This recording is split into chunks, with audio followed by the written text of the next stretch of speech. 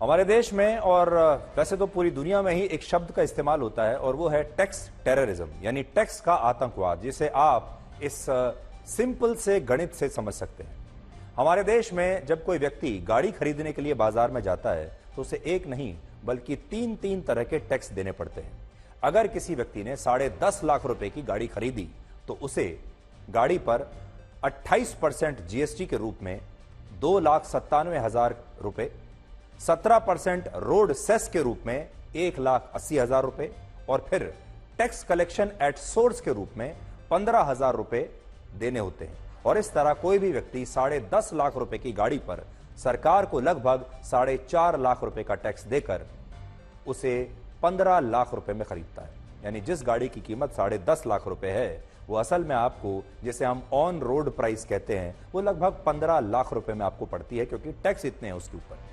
इसके बाद जब कोई व्यक्ति इस गाड़ी में पेट्रोल भरवाता है तो उस पेट्रोल पर अलग से हर बार 21% एक्साइज ड्यूटी और 15% वैट देना होता है। और अगर किसी व्यक्ति ने डीजल की गाड़ी खरीदी तो डीजल पर 18% एक्साइज ड्यूटी और 15% वैट लगता है। और फिर ये टैक्स यहीं समाप्त नहीं होते। जब यही व्यक्ति इस गाड़ी को खरीदने के बाद, इसमें पेट्रोल और डीजल भरवाने के बाद गाड़ी को नेशनल हाईवे पर लेकर जाता है तो उसे वहां प्रति किलोमीटर के हिसाब से अधिकतम 5 रुपए और देने होते हैं। सरल शब्दों में इसका मतलब यह हुआ कि 15 लाख रुपए की गाड़ी में 4.5 लाख रुपए और 100 रुपए के पेट्रोल पर लगभग 40 रुपए सरकार को टैक्स में देने के बाद अगर आप इसी गाड़ी से 100 किलोमीटर दूर हाईवे पर जाते हैं तो आपको 5 रुपए प्रति किलोमीटर के हिसाब से 500 रुपए का टोल टैक्स भी देना पड़ता है। और अगर गलती से उस हाईवे पर गड्ढा होने के कारण कोई दुर्घटना हो जाए और आप उसमें घायल हो जाएं तो अस्पताल में इलाज के बिल पर और दवाइयों पर भी आपको अलग से टैक्स देना पड़ता है। और यह टैक्स खत्म होने का नाम नहीं लेता। फिर जीवन भर जब तक आप जिंदा रहेंगे ऐसे ही टैक्स देते चले जाएंगे। सरकार कहती है कि भारत में जिन हाईवेज और सड़कों का निर्माण वर्ष 2008 या उससे पहले हुआ था उन पर टोल टैक्स प्रति किलोमीटर 1 रुपए से ज्यादा नहीं हो सकता। 1 किलोमीटर पर 1 रुपए से ज्यादा नहीं। लेकिन जिन हाईवेज और सड़कों का निर्माण वर्ष 2008 के बाद हुआ उन पर टोल टैक्स अधिकतम 5 रुपए प्रति किलोमीटर हो सकता है। और यह कोई छोटी मोटी रकम नहीं है। 1 किलोमीटर पर 5 रुपए आपको देने पड़ेंगे। आज अगर आप दिल्ली से लखनऊ की यात्रा अपनी गाड़ी से करते हैं तो इस 554 किलोमीटर की यात्रा में आपको 1120 रुपए का टोल टैक्स देना होगा लगभग। इसका मतलब यह कि दिल्ली से लखनऊ जाने के लिए आप सरकार को प्रति किलोमीटर 2 रुपए का टैक्स दे रहे हैं। इसी तरह अगर आप दिल्ली से जयपुर जाएंगे तो आपको 276 किलोमीटर की यात्रा के दौरान लगभग 400 रुपए का टोल टैक्स देना होगा, जो लगभग 1.5 रुपए प्रति किलोमीटर होगा। और अगर आप मुंबई से पुणे अपनी गाड़ी में जाएं तो इस दौरान सिर्फ 95 किलोमीटर की यात्रा में आपको 406 रुपए का टोल टैक्स देना पड़ेगा, जो प्रति किलोमीटर हुआ लगभग 3.5 रुपए।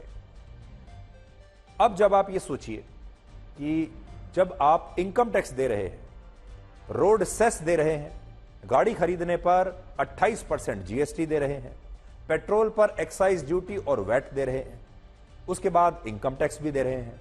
सरकारें ये सारे टैक्स आपसे ये कहकर ले भी रही हैं कि वो इन पैसों से देश में सड़कें बनाएंगी, हाईवेज बनाएंगी, इंफ्रास्ट्रक्चर बनाएंगी। तो फिर इन हाईवेज पर चलने के लिए आपको अलग से टोल टैक्स क्यों देना पड़ रहा है? तो इसका कारण है इन हाईवे और सड़कों को बनाने की हमारी मौजूदा व्यवस्था, हमारा मौजूदा कानून। इस समय हमारे देश में हाईवेज का निर्माण 2 तरीके से होता है। पहला है पब्लिक फंडेड, जिसमें बड़ा हिस्सा टैक्स पेयर्स के पैसे से जाता है, और दूसरा है प्राइवेट इन्वेस्टमेंट, जिसमें हाईवे का निर्माण एक प्राइवेट कंपनी द्वारा किया जाता है। और ऐसे मामलों में सरकारें प्राइवेट कंपनियों के साथ एक अनुबंध करती हैं जिसमें टोल टैक्स को लेकर एक कॉन्ट्रैक्ट किया जाता है, और इस प्रक्रिया को बिल्ड, ऑपरेट एंड ट्रांसफर कहते हैं।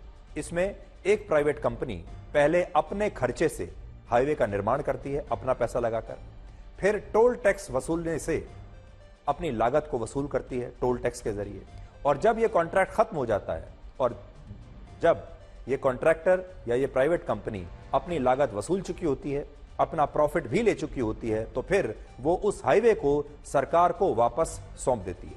यानी पहले वो बिल्ड करती है, बनाती है, फिर ऑपरेट करती है, खुद उसका संचालन करती है, जिस दौरान वो अपनी लागत निकालती है, अपना प्रॉफिट लेती है और फिर उस हाईवे को बनाकर सरकार को ट्रांसफर कर देती है। अब ये सरकारी प्रॉपर्टी हो गई और इसमें कोई समस्या भी नहीं है। दुनिया भर में यही होता है, बाकी देशों में भी इस तरह के कॉन्ट्रैक्ट्स किए जाते हैं। समस्या तब आती है जब टोल टैक्स वसूलने का कॉन्ट्रैक्ट 30-30 साल तक चलता रहता है, खत्म होने का नाम ही नहीं लेता और सरकारें और ये प्राइवेट कंपनियां 5-6 वर्षों में अपनी पूरी लागत वसूलने के बाद भी कई कई वर्षों तक कॉन्ट्रैक्ट होने के कारण लोगों से ऐसे ही टोल टैक्स वसूलती रहती हैं और फिर ये टोल टैक्स खत्म ही नहीं होता। आपका पूरा जीवन निकल जाएगा, जीवन भर आप टोल टैक्स देते रहेंगे, लेकिन उनका कॉन्ट्रैक्ट खत्म नहीं होगा।